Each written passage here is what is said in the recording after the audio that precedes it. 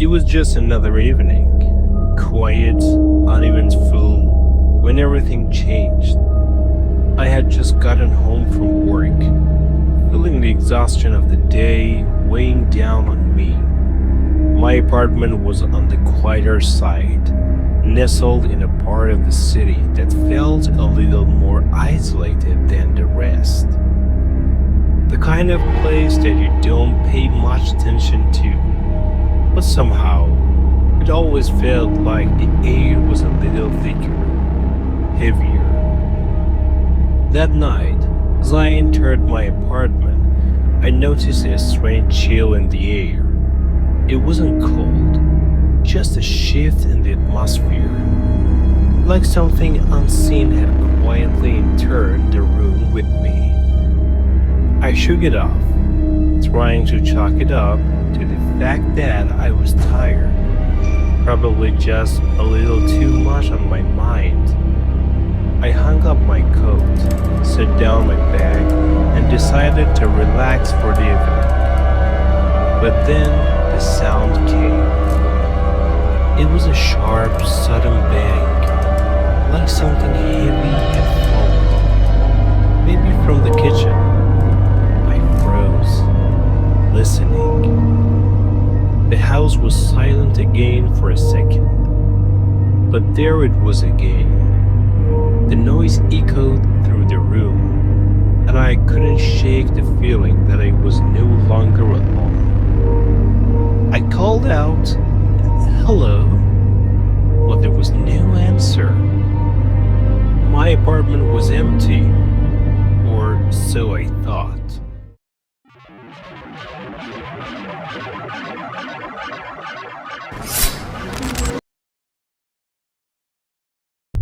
For the next few days, things escalated. It was subtle at first, little things that didn't quite make sense. I would leave my keys in one place, only to find them somewhere else. I never remember moving them. The kitchen light flickered constantly, no matter how many times I replaced the bulbs. The doors cracked open, and sometimes, just sometimes, I would hear footsteps behind me when I knew I was alone. I tried to ignore it, telling myself it was a stress or maybe a draft. But deep down, I knew something was happening. I felt watched, not in a comforting way, more like a presence was lurking just out of sight, waiting. Then one night, I was lying in bed, the house silent and still. That's when it happened. A soft whisper, almost a breath, but there were words too. Sorry. I shot up from the bed, my heart racing. My name. Someone had said it. But I was alone, or so I thought. The whispers didn't stop after that night. In fact, they became more frequent. I would hear them even when I was at the grocery store or out for a walk. Sarah. The voice was always there, soft, hunting, like it was trying to get my attention. I didn't want to admit it, but I was scared. Every part of me screamed that something was wrong, that this wasn't normal. Then, one evening, the whispers took on a more urgent tone.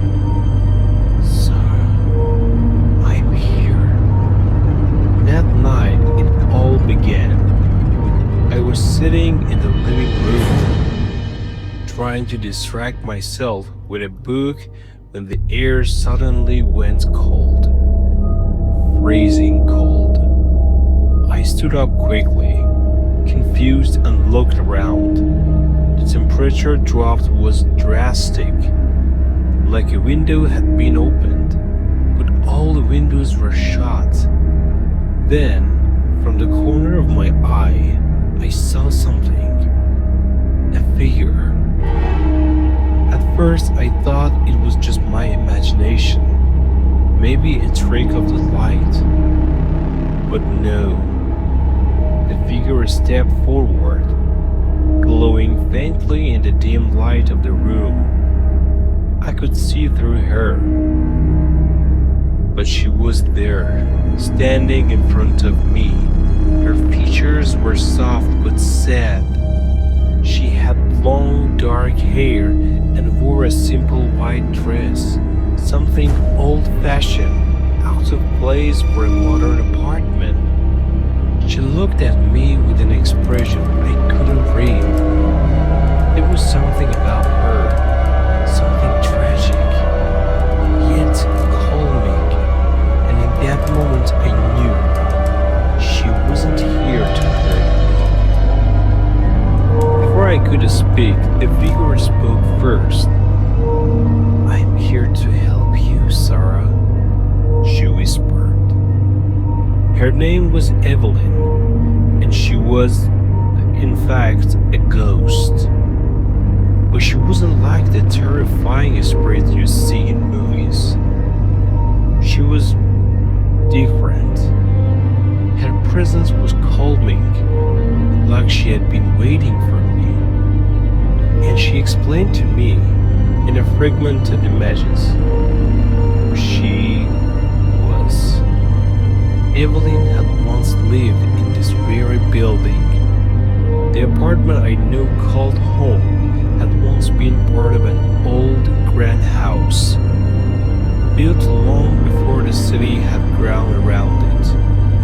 She had lived here with her family, but the house had burned down in a devastating fire, and Evelyn had perished in the flames along with her family. Her soul, she told me, had never moved on. She was stuck here, unable to find peace, unable to leave. The tragic fire had bound her spirit to the building, and after all these years, she was lost, trapped between the railings.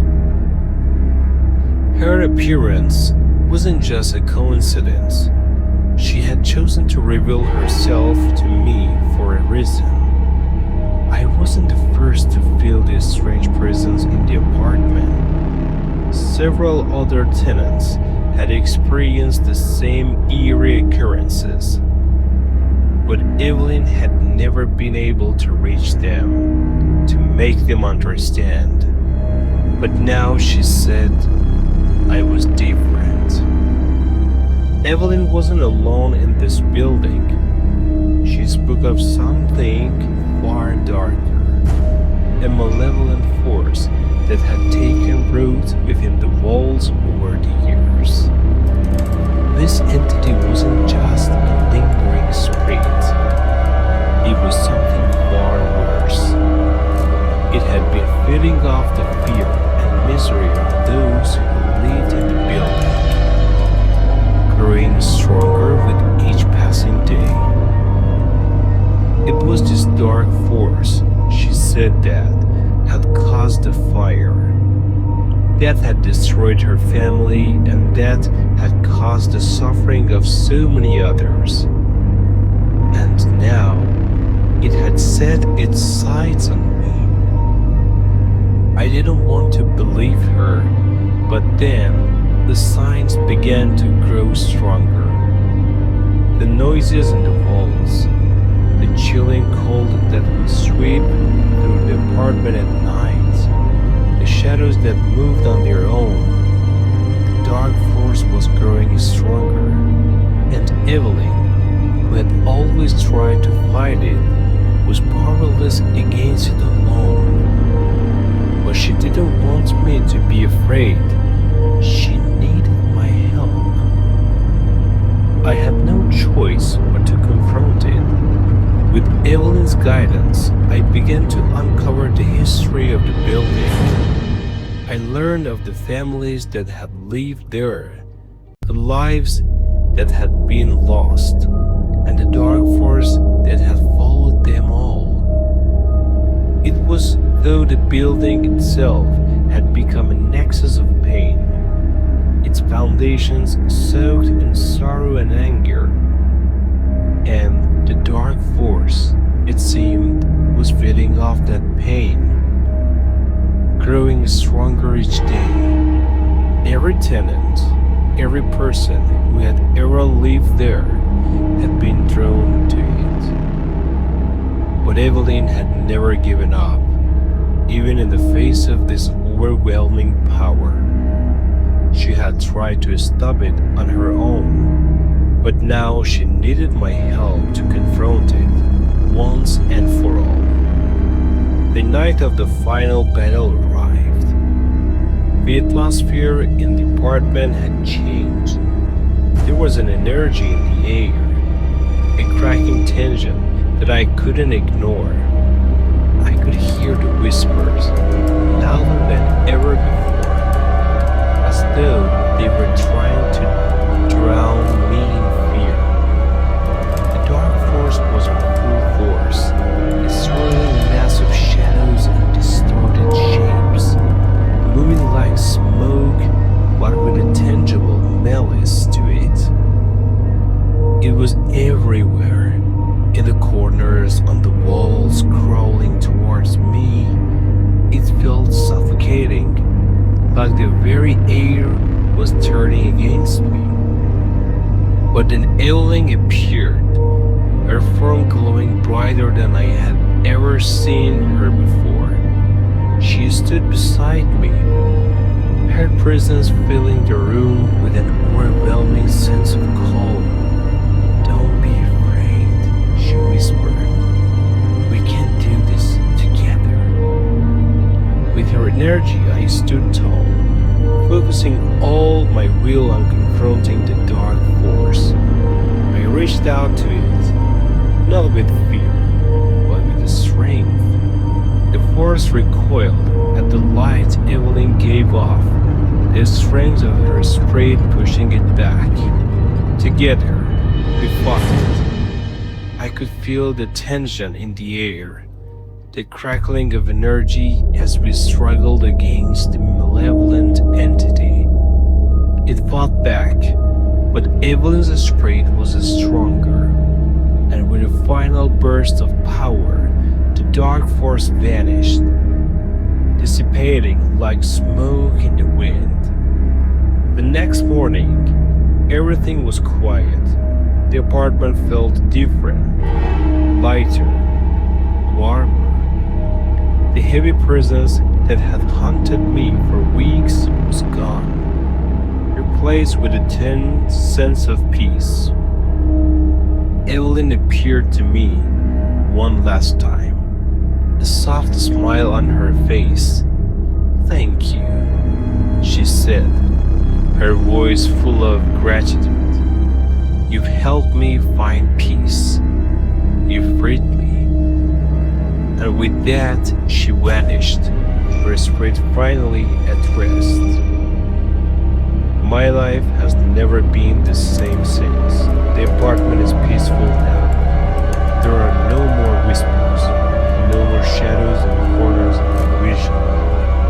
It feels like home again. And as for Evelyn, I know she's at peace. She's no longer bound to that dark force.